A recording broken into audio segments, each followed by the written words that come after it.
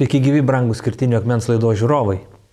Šiandien kartu su jumis norėčiau pažiūrėti į Mato Evangelijos tekstą, į žymųjį kalno pamokslą, kuriame Kristus moko savo mokinius, atskleisdamas karalystės paslaptis ir mokydamas juos, ką reiškia būti jo pasiekėjų, jo mokinių ir kaip naujosios sandoros tarnai turi pasižymėti, kokiomis savybėmis jie turėtų pasižymėti ir kokiomis vertybėmis turėtų gyventi. Tad šiandien pažiūrėsime į fragmentą iš kalno pamokslo, kuriame Kristus pasako palyginimą apie dangaus karalystę. Taigi, Mato Evangelija, 5 skyrius nuo 13 eilutės. Kristus sako, jūs esate žemės druska.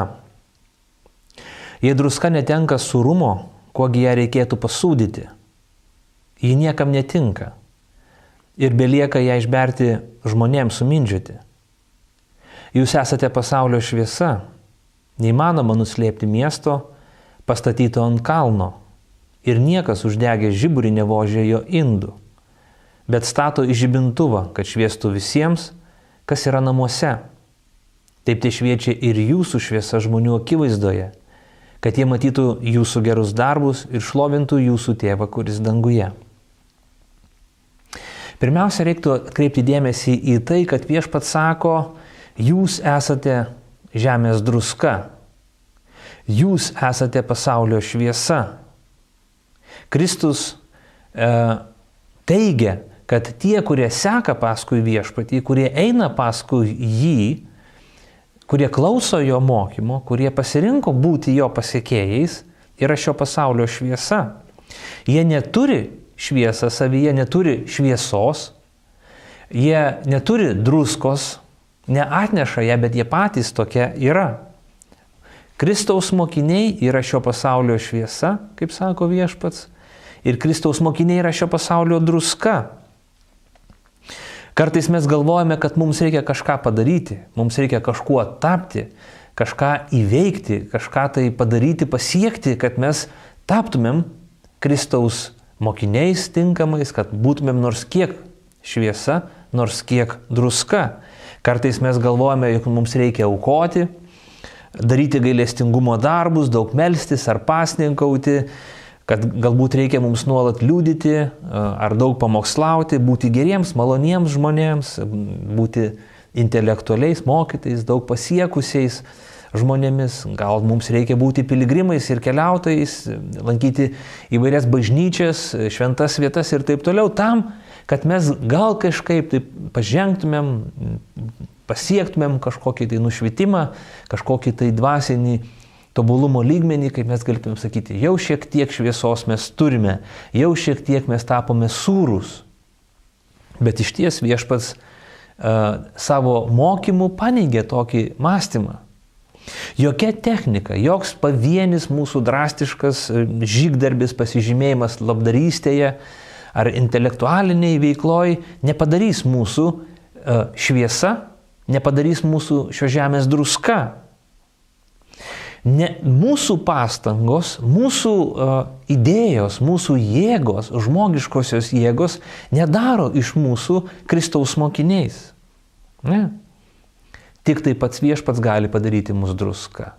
Būtent, kai Viešpats kvietė mokinius eiti paskui jį, kai Viešpats kopė į kalną, tie, kas pasirinko būti Kristaus pasiekėjų, tie, kas pasirinko ne šio pasaulio kelius, platų į vieškelį, bet siaurą į Kristaus takelį, tie ir tapo, tuos Viešpats ir padarė šviesa, ir padarė druska.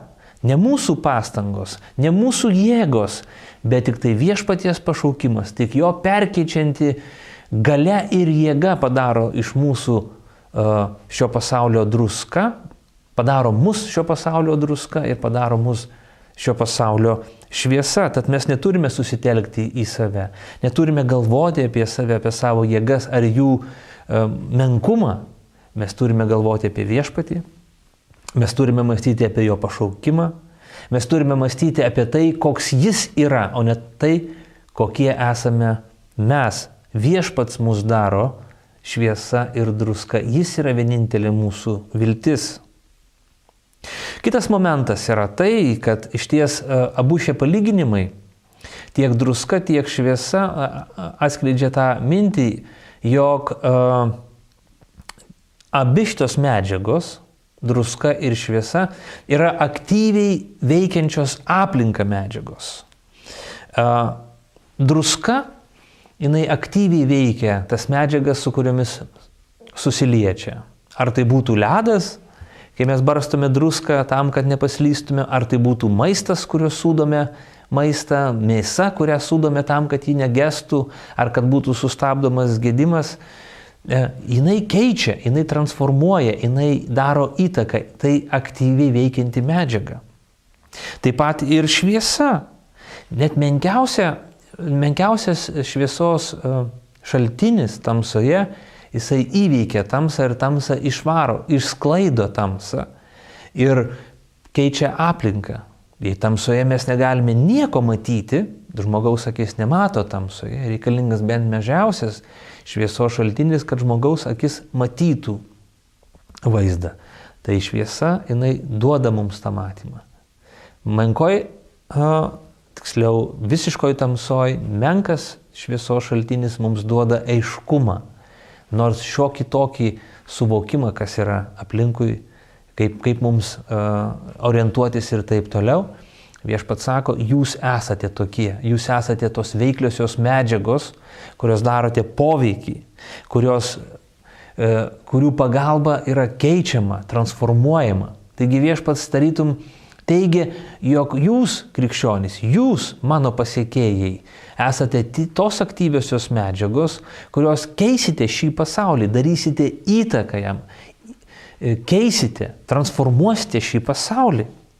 Tad galime sakyti, kad krikščioniškoji raiška, apskritai krikščionių gyvenimas, krikščionių mąstymas, krikščionių vertybės, krikščionių gyvenimo būdas, pasaulėžiūra, kuri atsispindi konkrečiame gyvenimo būde, šties veiksmais, darbais visais krikščionio daro įtaką šitam pasauliui.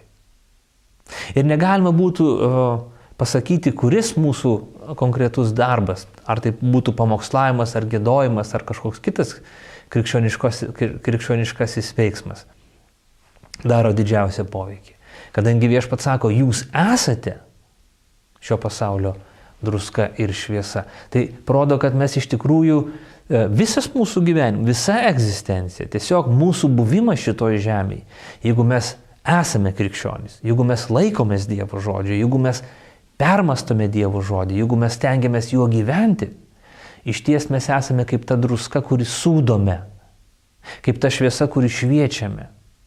Mes darome įtaką, mes keičiame, mes liudijame, mes esame kaip miestas stovintis ant kalno, kaip druska įberta į sriubą, kaip druska pasūdytas mėsos gabalas, jisai yra veikiamas, taip ir mūsų buvimu pašventinta žemė išties yra, jinai veikiama, jeigu tik mes klausom Kristaus žodžio.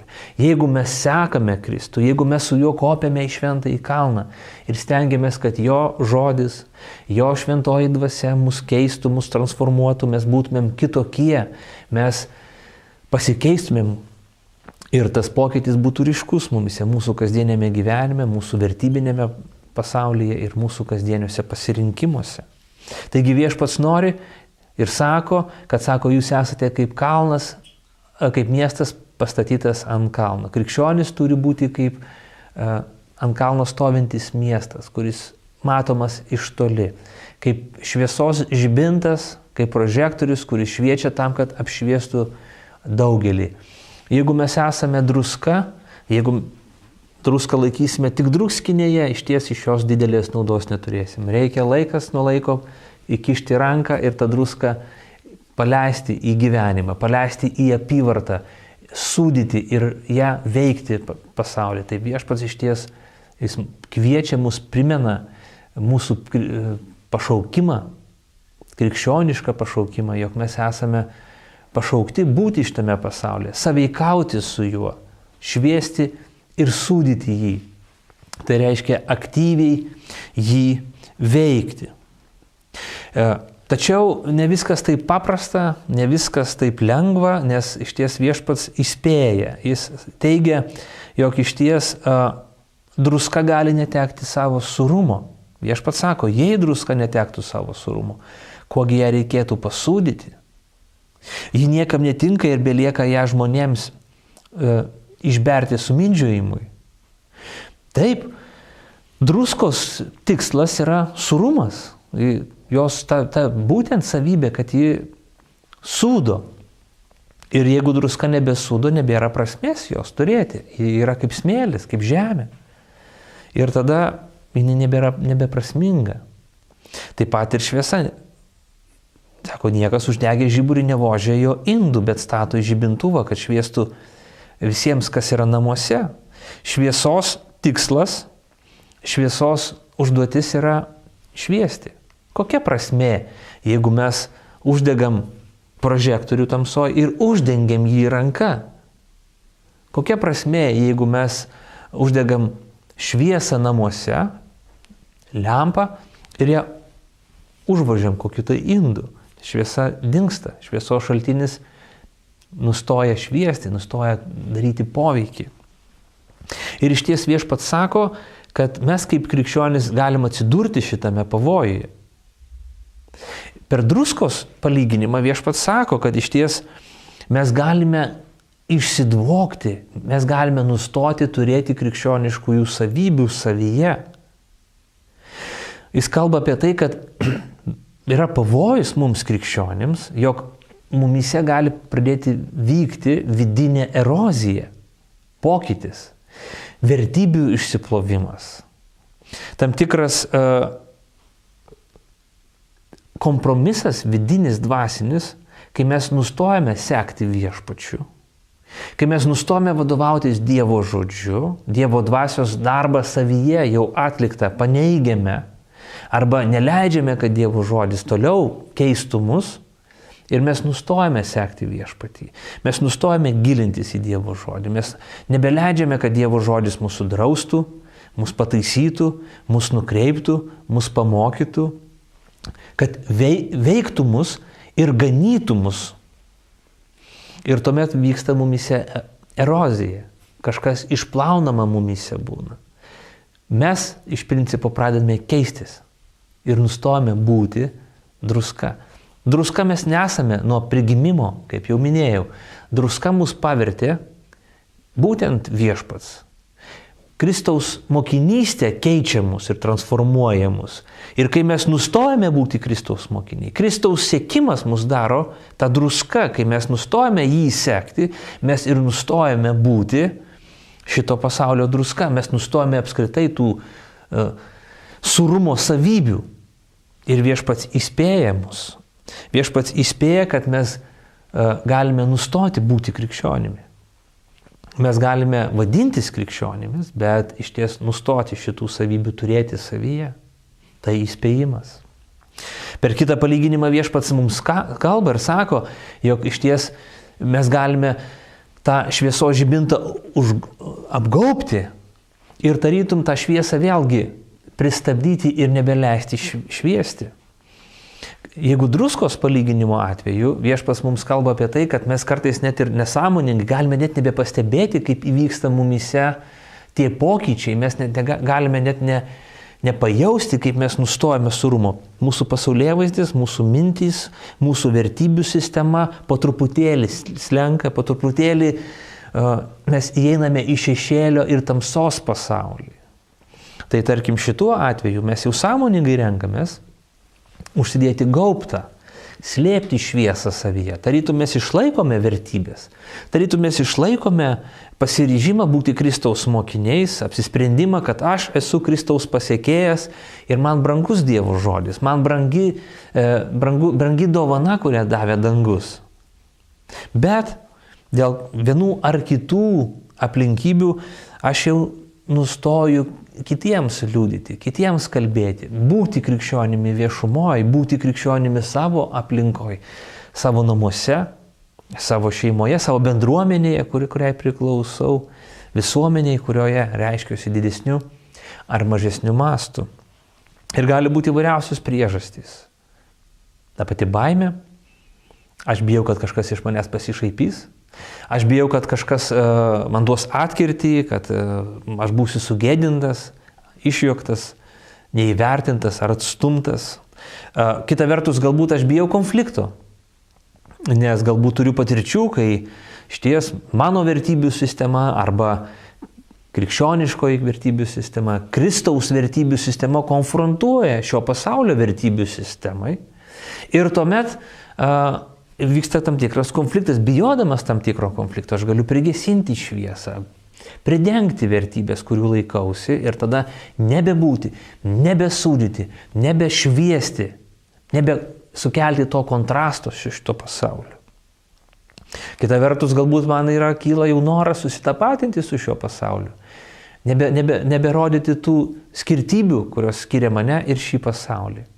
Ar galbūt aš noriu integruotis tarsi misionieriniais tikslais ir tarytum susitapatinti su bendruomenė, bet taip ištrinti tas ribas, taip ištrinti savo krikščionišką tapatybę, taip tarytum prigesinti tą žibintuvą ir paslėpti lobį, perlą, šviesą, kuri yra mumise, arba šio palyginimo perspektyvoje, kurie esame mes patys.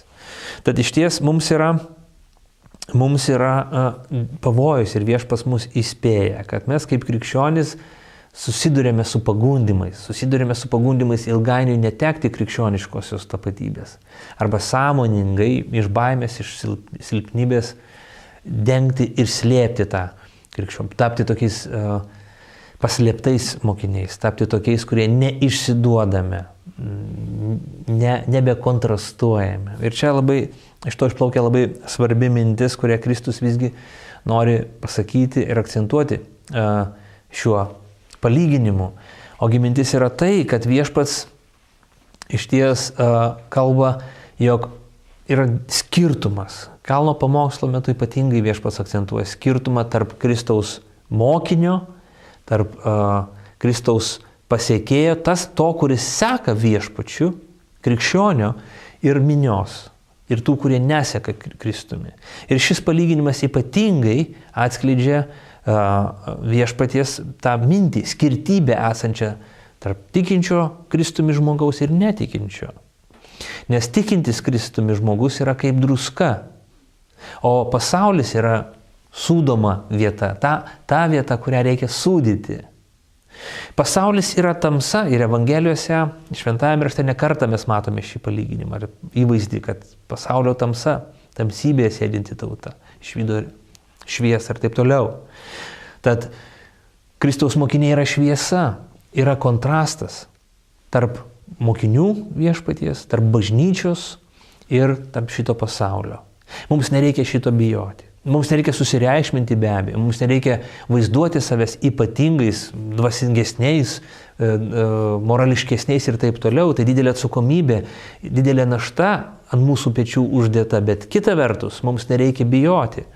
Sakyti, kad mes gyvenam kitomis vertybėmis, Viešpats mus pašaukė, Viešpats mums davė savo žodį, savo dvasią, savo buvimą nuolatinį su mumis. Tad mes galime drąsiai klausytis Dievo žodžio, įskaityti, stengtis taikyti savo gyvenime ir liudyti ir skelbti šitą žodį, išganimo žinią kitiems žmonėms. Drąsiai, be užuolankų, be kompromisų sakyti, atgailaukite ir tikėkite Evangeliją. Kiekvienas, kuris seks paskui Viešpatį, eis paskui jį, gaus išganimą ir pats taps šio pasaulio druska ir šio pasaulio šviesa. Tad išties būkime Kristaus sekėjai, Kristaus mokiniai ir Dievo malonė telydi kiekvieną iš jūsų. Sudie.